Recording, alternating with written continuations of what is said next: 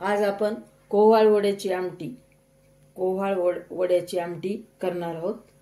तर ही करायला खूप झटपट असते बघा।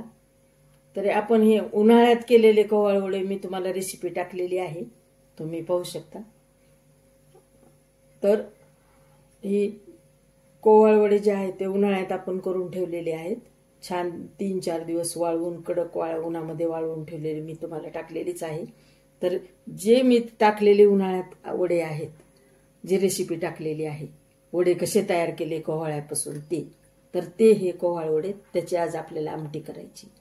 त्याच्यासाठी हे घेतलेले आमटीसाठी हे वडे, हे तेल घेतले फोडणीसाठी, ही आलं लसूण हिरवी मिरची आणि कोथिंबीर ह्याची पेस्ट करून घेतली। ही कढीपत्ता हा करून घेतलाय आपण फोडणीसाठी। हे तिखट आहे, यामध्ये हळद आहे, यामध्ये जिरे आहेत आणि यामध्ये मोहरी घेतलेली आहे, कोथिंबीर आहे आणि खोबरं, आपलं सुकं खोबरं आणि शेंगदाण्याचं कूट मी कुटून घेतलेलं आहे, दोन्ही मिक्स करून हा मसाला घेतलेला आहे। तर आपण आता पुढची रेसिपी करून घेऊ। आता हे वडे आपल्याला काय करायचे, पहिल्यांदा भाजून घ्यायचे, चांगले लाल पहिल्यांदा भाजून घ्यायचेत आपल्याला। त्याच्यामध्ये टाकू तेल, भाजायला थोडंसं तेल टाकायचं आणि छान तेलामध्ये आपण भाजून घेऊया।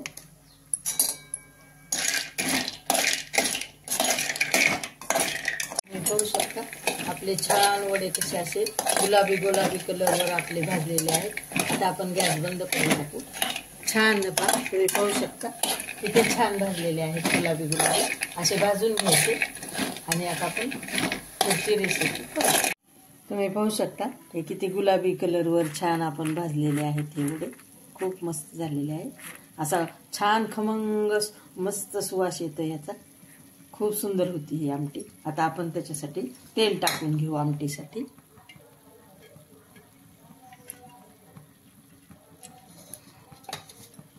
तेल तापलं की परत मोहरी,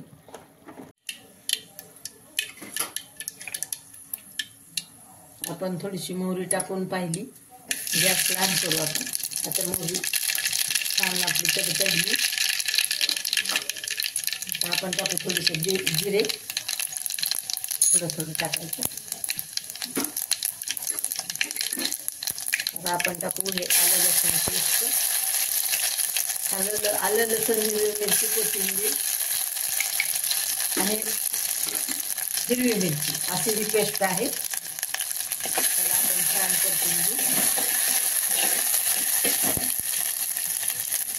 ह्याच्यात टाकू आपण कढीपत्ता,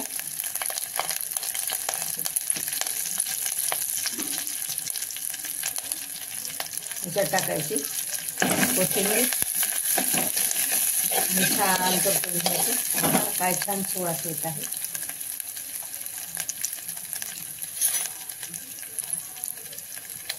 त्याच्यात टाकू आपण आता तिखट,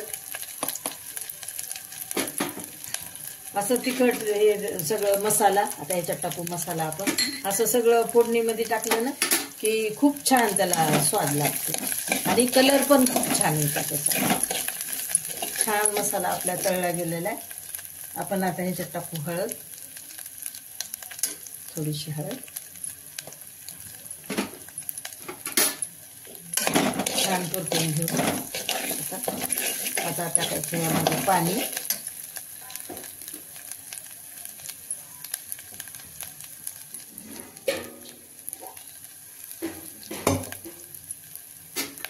आता आपण हा खोबरं आणि शेंगदाणा कूट आधी टाकून घेऊ आपण।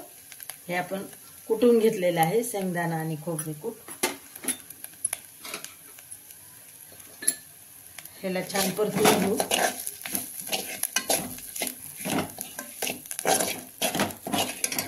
त्याला टाकू थोडं आपण आता टाकणार आहोत त्याच्यामध्ये पाणी। छान परतलेलं आहे, काय छान सुवास येतो पहा आणि कलर पण खूप छान येतो। आता आपण ह्याला टाकलं पाणी, त्या आमटीला असं पाणी टाकायचं। आता पाण्याला उकळी आल्यानंतरच आपल्याला वडे टाकायचे त्यामध्ये। तर आता आपण पाण्याला उकळी आणून घेऊया।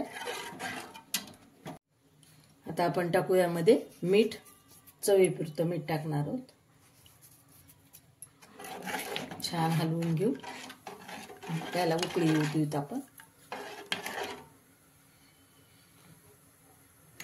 आपली भाजी आता चांगली उकळलेली आहे. आता आपण ह्याच्यात वडे टाकू. पाणी उकळल्याशिवाय वडे कधीच टाकायचे नाही. चांगलं खळखळ पाण्याला उकळी आल्यावरच वडे टाकायचे. आता छान शिजती बघा. आता चांगले मऊ होऊ द्यायचे वडे. आता शिजू द्यायचे आपल्याला. म्हणजे ह्या वड्याच्या भाजीला जवळ फार वेळ लागत नाही. 15 मिनिटं आधी फोडणी ते करायला आणि 20 मिनिटामध्ये पुन्हा शिजेल. ही वडे शिजायला 20 मिनिटं म्हणजे 35 मिनिटात ही भाजी होऊ शकते. बघा किती झटपट. भाजीला जर आपल्याकडं काही नसेल तर ही आमटी खूपच झटपट होती आणि कलर किती सुंदर येतो तुम्ही पाहू शकता. आणि चवीला पण खूप ही छान लागते. मध्ये कवाळं टाकलेलं असल्यामुळं ते वेगळीच चव त्या कवाळ्याची पण लागते. खूप सुंदर होती ही आमटी. तुम्ही पाहू शकता ही आपली वड्याची आमटी झालेली आहे. बघा तुम्ही पाहू शकता कलर किती छान झालेला आहे आणि 20 मिनिटं ह्याला शिजायला लागलेले आहेत.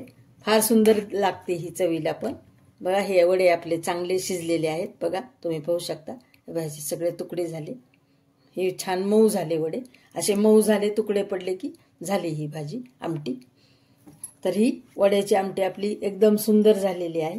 तुम्ही नक्की करून पहा. नक्कीच तुम्हाला आवडेल.